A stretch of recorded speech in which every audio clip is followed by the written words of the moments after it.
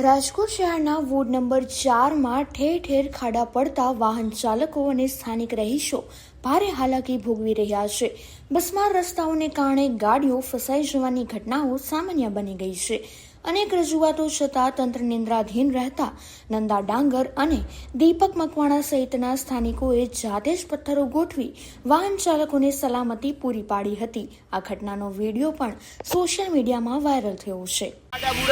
આમાં કોકનો માવતર નો દીકરો વહી જાય, કોકના બેનનો ભાઈ વહી જાય. એ પરિસ્થિતિમાં અત્યારે રાજકોટ હે. ત્યારે આજે હું ને દીપકભાઈ અમને જાણ મળી કે એક બોલેરો ગાડી અને કાલ પણ 2-3 વ્યક્તિઓને 108 દ્વારા દવાખાને લઈ જાઓ એવી પરિસ્થિતિમાં તમે જોઈ શકો છો. આ ખાડો ક્રેન દ્વારા કાઢવામાં આવ્યો હતો અને ખાડા પૂરવાની જગ્યાએ ખાડા વધી રહ્યા, ત્યારે કમિશનર સાહેબ ખાલી વાતું કરી રહ્યા છે. આમાં અનેક લોકોના જીવ જાય ને ભાજપને કોઈના જીવથી કાંઈ ભયડી નથી. લોકોના જીવ જતા હોય તો ભલે જતા હોય, ખાલી મોટી મોટી વાતો કરીને મોટા કાયફા કરે કે મોનસૂન કામગીરી અમે આ રીતે કરી, વરસાદના પાણીનો નિકાલ આ રીતે કરી, રાજકોટમાં એકેય પણ ખાડો નહીં રહેવા દે. આ ખાલી સપના દેખાડવાનું હોય રાજકોટની પબ્લિકને. ત્યારે અમે જો હજી આપણે આગળ પ્રી મોન્સૂન જે કામગીરી કહે છે કે અમે કરીએ છીએ, આ એની પોલ જોઈએ છીએ આપણે, અને કેટલીક પોલ ખોલવી આખા રાજકોટમાં આ સમસ્યા છે.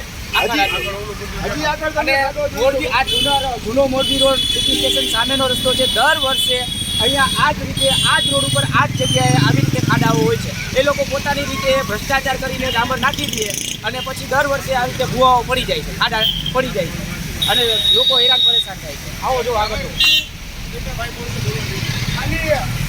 તમે જુઓ તો આમાં ટાસ્કનું એક ટ્રેક્ટર નાખવાનું હોય, છતાં પણ રાજકોટ મ્યુનિસિપલ કોર્પોરેશન કાંઈ કામ નથી કરતી. ત્યારે જ આગે કોઈનો જીવ જાય ને ત્યારે હમણાં જ તમે જોયું અંડરબ્રિજની અંદર તમે જોયું પાણી ટપકતું હતું, એક માણસ સ્લીપ થઈ, એક શિક્ષક સ્લીપ થઈને એનું મૃત્યુ થયું હતું. આવા મૃત્યુથી રાજકોટના નેતાને અધિકારીઓને કાંઈ ભયડી નથી. લોકો મરતા હોય તો મળે. ત્યારે આપણે વાહન ચાલક ભાઈને પણ ભાઈ શું પરિસ્થિતિ અને કેવી રીતે થયું હતું? જોરદાર ભૂવો પડી ગયો ને એમાં ગાડી ખૂટી ગઈ. 800 રૂપિયા ભાડું હતું અને 2000 રૂપિયા 5000 રૂપિયા કાઢવાના દેવા પડ્યા. ગાડી ઊંધી પડે તે અલગ અંધી ગયા. ક્યાંય ખાડા કે કોઈ રસ્તા પૂરતા જ નથી. એના ઘર ભરે સંધાય અંધી ગયા. એને ઘરે અંધું સારું કરે, એના ઘર પાસે રોડ છે ને એ સારા કરે છે.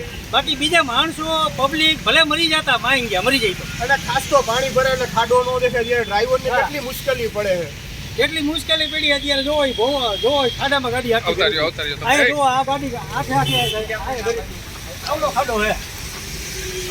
આમાં તમે અહીંયા ડિવાઈડર હતું, હું માન પૈસો હું આમાં તમે આવી જાવ, એવડો ખાડો છે, આવડો ખાડો હે. તમે આવી જાવ, ઉઈ જાવ તમે.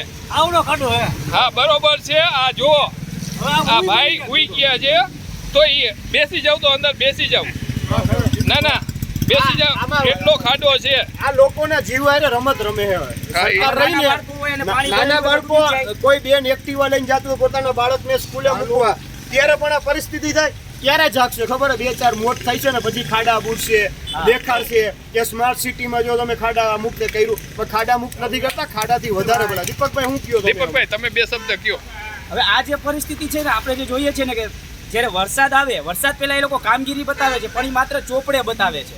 ચોપડે એવું દર્શાવે કે ભાઈ અમે કામગીરી કરી, અને એના લાગતા વળગતાઓ હોય, નેતાઓના ઘર પાસે હોય તો ત્યાં બ્લોક પથરાઈ જાય, ત્યાં સારા રસ્તાઓ થઈ જાય, જ્યાં કોઈ રહેવા પણ ન આવ્યું હોય ત્યાં થઈ જાય. પબ્લિકના પૈસાથી આ રોડ બને છે. આ પબ્લિકના પૈસાના રોડ જાય છે ક્યાં? આપણે બધા એ જ પૂછવાનું છે કે તમે જે ટેક્સ ભરો છો એના રૂપિયા છે, અને એ રૂપિયા ક્યાં વાપરવામાં આવે છે? ખરેખર અહીંયા વાપરવાના હોય, પણ આપણે તો જોઈ રહ્યા છીએ, તમારી નજર સામે જ છે કે અહીંયા એ રૂપિયા વપરાતા નથી. માત્ર ને માત્ર ડિંડક કરવામાં આવે છે. આ ડિંડક છે, દર વર્ષે આ ડિંડક જોવા મળે છે. અને તમે બધા અહીંયા સાક્ષી જોયા રહેતા હશો કે દર વર્ષે આ સમસ્યા રોડ ઉપર જોવા મળે છે. આ ભાઈને મળો.